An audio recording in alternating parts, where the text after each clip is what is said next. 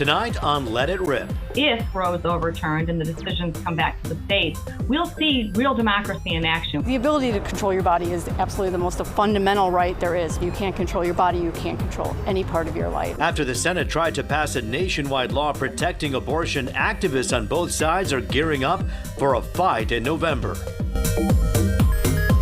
And welcome to a special edition of Let It Rip as we take an in-depth look at what overturning Roe v. Wade would mean for the country and, of course, what would happen right here in Michigan. Joining me for the discussion tonight, Erin Mercino, an attorney for the Thomas More Law Center. Next to her is Mark Lee, president and CEO of the Lee Group and a very active member of the Democratic Party. We also have Portia Roberson, CEO of Focus Hope, and she's also running, by the way, for Congress as a Democrat in the 13th Congressional District. And finally, we have Kristen Polo, the director of Protect Life Michigan, and also the spokesperson for Citizens to Support Michigan Women and Children. That's a group formed to counter a petition drive by the ACLU that would nullify Michigan's 1931 trigger law that would outlaw abortion if the Supreme Court overturns Roe v. Wade. And so we'll just begin with you, Kristen, and ask you your thoughts as you take a look at right now what happened, first of all, with the Senate.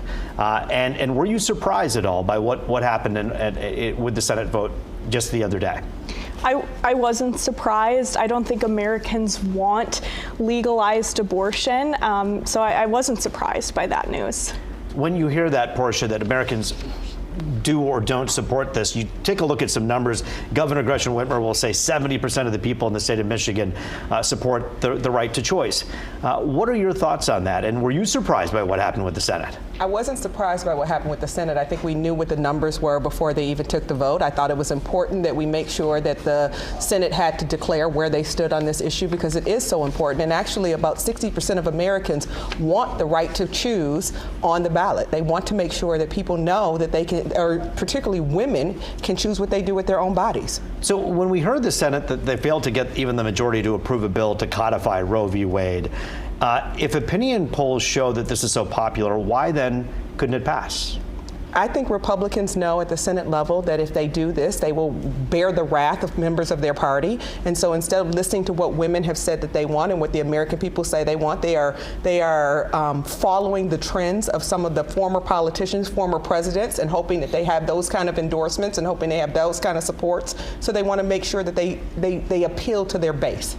Kristen, you're nodding your head. Why? I disagree. When you look at polling across the country from many years and even currently now, when you ask people what they believe about Roe v. Wade, whether it should stand or whether it would fall, and make it clear that Roe v. Wade will allow abortions up to the moment of birth, Americans overwhelmingly reject that. And when you get really clear on polling on what these abortion laws mean and what would be allowed, Americans overwhelmingly and women reject it. But that's making the assumption in many cases that women are choosing to have abortions, late-term abortions, when there's not a medical consideration that forces them to do that. And I think if that's the case, and if that's what the argument is, then why aren't we sending out protections for women so that they are in a sense that they don't have to have these late-term abortions? I mean, you're acting as if, or you're saying as if women are choosing to have late-term abortions, and that's not normally the case. Well, you brought up medically necessary abortions, and pro-life people support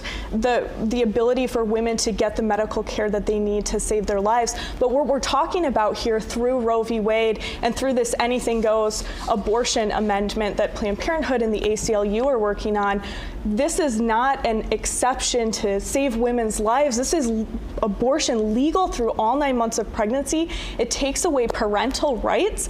Citizens initiative legislation that has protected women's health, has protected women's safety and ensured parental rights in this situation, and it's repealing all of that. That's something that even many people who are pro-choice don't support. Let's bring Mark Lee into the fold as well before we turn things over and also talk to Erin about this. When you hear this conversation, we hear extremes. We hear people from the left. We hear people from the right. There's a heck of a lot of gray area here. Is it a problem to you that we're only talking about it from extreme points of view when we're talking about abortion up into the point where the baby's going to be born, or the other side of it? What are your thoughts on that? Yeah, excuse me, I do have an issue with that from an extreme point of view. I think that, look, let's cut to the chase here. In my personal opinion, I think that abortion is a personal choice. And we're talking about, people who certainly may have medical conditions, may have issues. It's their choice. And I think that we can't let the extreme left, the extreme right drive what that policy should be. At the end of the day, it's a woman's choice. It's a woman's choice to have that conversation with a physician. They may have a medical condition, whatever the case might be. African American women, for example, are more than twice likely to die during childbirth, right? So I think that it becomes more of a healthcare issue that certainly people need to have a consideration amongst themselves for that personal choice. Aaron, I want to bring you into the fold here and talk about this in particular when you talk about telling a young woman who's perhaps is in a terrible situation where that person's been raped and she can't end the resulting pregnancy. Some people say that's like victimizing that person twice. What do you say to that? So the instances of abortion for rape survivors makes up only 1% of the abortions that take place in this country. And we have a dear friend who was conceived in rape, Rebecca Kiesling, who's been on the show many times. And I think that her life is valuable, and I don't think that she needed to pay the death penalty for the sins of her father. I think that she's an amazing person, and I see that her life makes an impact, and her children's life makes an impact in this world. Portia, do you think that that's victimizing the victim twice? And absolutely, and I also don't think that that was the choice of the child that's born or not born to make. That was the choice of her mother to make that decision, and she had to make some decisions, and she made a decision to have this child, and that's perfectly respectable and commendable for her. But there are some women who would not have wanted to have to make that same decision. Why would you make someone make that decision? And in situations where somebody is going to be born into a situation where the mother has been victimized, or they're poor, or they're black or brown or indigenous women, we are forcing them. The leaked memo said a domestic supply of infants. I mean, that is scary at the thought that we are going to force women to have babies who, in my opinion, more often than not, no one cares about what happens to these children after they're born. Yes, it's great that her life has turned out wonderful, but are we talking about universal pre-K? Are we talking about maternal mortality for black and brown women? Are we talking about public school education for those children? Are we talking about training them for jobs of the future? All the things that have, it's easy to support the unborn because the unborn don't ask for anything. They can't require anything of you. Well, the thing is that when you make a great point, Portia. I think you make a great point in saying that these women deserve love and support and all the resources in the world. And the ability to have a choice in what they do with their lives. There is only one thing we should not do to help a woman in this situation, and that's use violence. We don't solve problems through killing. She deserves all the love and support and resources in the world, and we need to step up for her as a state and as a country to do more for these women, to prosecute the rapist. But we don't solve problems through more violence and through killing. But wouldn't there be some consideration that it might be violent to force a woman to give birth to a child she does not want to have for whatever the circumstances might be? I think we cannot get around the fact that abortion is violence. We know that it takes the life of an innocent human being.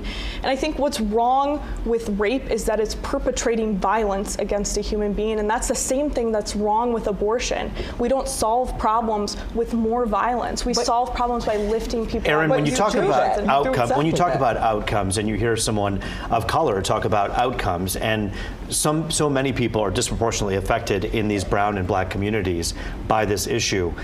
Right now we have a lot of white men making decisions for a lot of people who look a lot different than them. Do you think that's fair?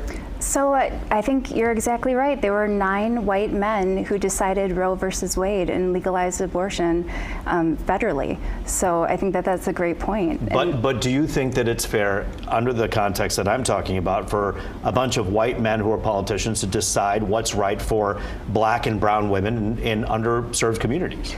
So I think now in today's age, and what would actually happen if the draft opinion in Dobbs were to be finalized in the same form that it was leaked in, what would happen is that then it goes through the legislative process and people actually get to have discussions like this with each other.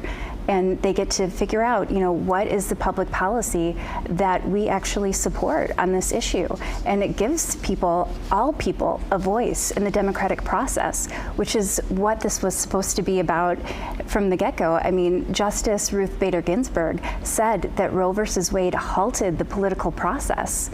And now we've been living under this since 1973, under a decision that was decided by 9 white men with no voice from a woman, no voice from a mother, no voice from a minority. So wouldn't it be great if we all had a discussion together and decided this together? Portia, you're the CEO for Focus Hope. Let's talk for a moment about the work that's being done there. Obviously, to fight poverty, that's one of the pieces, the pillars of what Focus Hope does, among other things. Do you fear that if abortion is outlawed, you'll see more families in crisis that need help from organizations like Focus Hope? Absolutely. There's no question. I mean, we lived through a global pandemic and we saw the needs increase because people didn't have the resources they need. Right now, every night you report about a shortage in formula. How are we going to feed these babies that we are forcing women to have? We haven't figured out those issues yet, and yet the foremost issue for people who are right to life is making sure or making a woman have a baby that she is ill prepared to have. So absolutely the need is going to increase. There's going to be more need for food, for housing, for stability for families. And it is as violent as you might make it out to be. It's as criminal to force women into having children that they can't take care of. And no one is talking about how we are going to take care of these children, because as I said, it is easy to advocate for someone who asks you for nothing. It is much more difficult to advocate for those who need something from you, who require you to give them something, who require your love, your support, your food, your housing, your education, all of those things. So when we start to talk about that in relationship to Roe versus Wade, then we can have a discussion about where it's practical and where it's impractical. Kristen, talk about that for a moment, because again, you and I talked in the green room about extremes, right? We talked about people who talk about all this or all that. In between, we're talking about outcomes here and how to help babies who are coming into this world, giving them the proper care that they need. Mm-hmm. Why isn't that talked about more, would you say? Why does it just end with saving the life and that's it? I think I've said before, we do need to step up to the plate and continue to do more for women. And I'm seeing that happen already in our state. Here in Michigan, we have more than 150 pregnancy centers that are helping not just women who are pregnant, but also men and women who are parenting. They are helping them after birth as well. So it doesn't just end at birth. Pro-life people are stepping up to the plate and going beyond that as well. And we all have a responsibility to do that. The government does, individuals, charities. I have a responsibility to help. Again, there's only one thing we should not consider in the face of an unplanned or unwanted pregnancy, and that's abortion. That's violence. And these are personal stories, personal situations. For me, it is a very personal story. I was an unwanted and unplanned pregnancy, and I am so grateful that my mom's decision was not abortion, because if it had been, I wouldn't be here today. And we want to talk about that because there was a discussion that happened in Washington before Janet Yellen and some others about the economic impact of allowing a baby to be alive in this world when they can't be taken care of.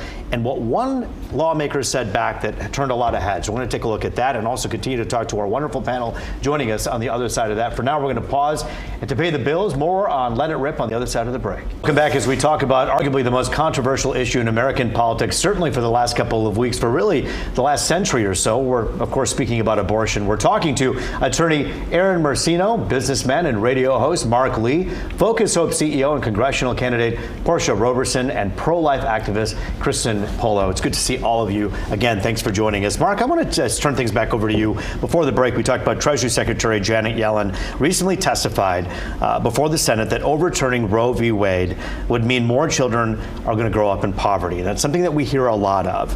Senator Tim Scott of South Carolina took issue with that, and for good reason. He said, look, I grew up in abject poverty, and I'm very thankful to be alive right now. And this is a really important point. He says, isn't it better to be alive even if you're living in poverty? So when you hear people talk about we should allow abortion because you don't know the outcome for these babies, you hear someone like Senator Tim Scott saying, wait a minute, I grew up in abject poverty as well. What do you say to that? Good for Tim Scott. I mean, seriously, not everybody is going to be, born into the best situation. Clearly, he was not. But we want to put kids in the opportunity, in a situation where they have the opportunity to be successful, and being born into a situation where you have a strong family structure. Again, not everybody's going to be born into that situation, and I think that it's important that we give them the tools, give the family the tools. Okay, give the kids the opportunity of being successful. The kids will be born in those challenging situations, i.e., they've been born in a challenged situation. Not all are going to have the opportunity to be successful. So I applaud Tim Scott for growing out of that situation and becoming successful, but not every child is going to have that opportunity to do that. And so I think it's incumbent upon ourselves to put them in the best situation, give the families the best opportunity for those kids to be successful. And not every child will be born into that situation, will become successful down the road. But there's no guarantee for any child born in any circumstance that they're going to have a happy, successful life. But Portia, when you hear a Treasury Secretary of this administration say, hey, you never know what's going to happen with a baby, so perhaps abortion would be an option that people should consider, that's hard for people to swallow if they grew up in the kind of poverty that, for instance, the senator grew up in. But I don't think she was advocating for people to abort children because they're poor. I think what she's advocating for and what people are talking about is the fact that a woman should be able to make a choice about what she does with her own body. It should involve her doctor, her partner, but it should not involve government. And it's amazing to me that we talk all the time from a Democratic or Republican standpoint about big government, and government needs to be smaller and it needs to be more controlled. But then what is the definition of big government if it's not coming into my OBGYN's room with me? I mean, that is big government being in the room with me to determine whether or not I should have a baby. And the reality of it is we talk about the states and how the states now can make these decisions. The reality of it is we talk about the state of Michigan and growing the economy here, getting people to want to come to the state of Michigan. There is no way I would encourage a young woman coming out of college or going to college to come back to Michigan to work and live and build a family here if she doesn't have a right to decide what she does with her own body. So there are larger implications around forcing women into having babies they are ill prepared to take care of. Aaron, what are your thoughts on that? I got to jump in. If one second, I agree with Portia 1,000%. The bottom line is this is about choice. It's about choice. And even from a business perspective, you want employees that are going to be healthy. And there's going to be some situations, if someone goes through a challenging situation, they may not come through it healthy. As I referenced earlier, African American women are more than 2 times likely to die from childbirth. So if I'm a business owner, if I'm someone who has an employee base, I certainly want my employees to have access to health care, the opportunity to protect themselves and work in a safe environment, and having a safe child or whatever the case might be. That's going to go a long ways to help them to be successful for me if they work for me, for example. But Mark, you talk about choice. Some choices are wrong. We shouldn't have the choice to do just anything that we want. And in this case, we are talking about taking innocent human life. The choice is wrong to take that right away from a woman to make that choice. It's a choice that overwhelmingly Americans, to at least some degree, 60 to 70% of the Americans support. Here in Michigan, there's Roe v. Wade. Planned Parenthood, ACLU, and their partners are working on this anything goes abortion amendment that would legalize and make abortion a constitutional right through all 9 months of pregnancy. So pretty soon the government's going to step in and say that you can't smoke cigarettes. No restrictions at all. And Mark, that's something that Americans, Michiganders, do not support. Well, and it's interesting because it depends on what poll you look at, because when you talk to Kristen, you're hearing about some numbers about how people feel in America, and then you talk to the governor or you talk to Mark or Portia, you're hearing different numbers. But I want to turn things over just for a moment to Aaron about this. There's a lot of people out there, and Mark, you just alluded to this. Where do you draw the line? Some people argue that if the right to an abortion is overturned, Aaron, what's next? Other rights could follow. We've heard contraception could be outlawed. Then you hear, perhaps when you take a look at some other things like same-sex marriage or even interracial marriage could be next, because these are 50-year-old laws. When you hear that, do you think there's any validity to that? So I think it's important to look at what the issue in the Dobbs case actually is, and that's whether or not a state can regulate abortions with the gestational ages between 15 weeks and 20 weeks. And I think when Americans look at the development of a child, preborn child in the womb between 15 weeks and 20 weeks, that child has its own unique body, unique set of DNA that will never exist again. I mean, that's a unique human being. 10 fingers, 10 toes, you know, a very developed child. And that is the regulation that's at issue in Dobbs. And I think that's something that a lot of people aren't actually really talking about is, you know, what is the Supreme Court deciding in this case? And in the Dobbs case, the law allows an exception for the life of the mother. And in Michigan, the 1931 law allows an exception for the life of the mother.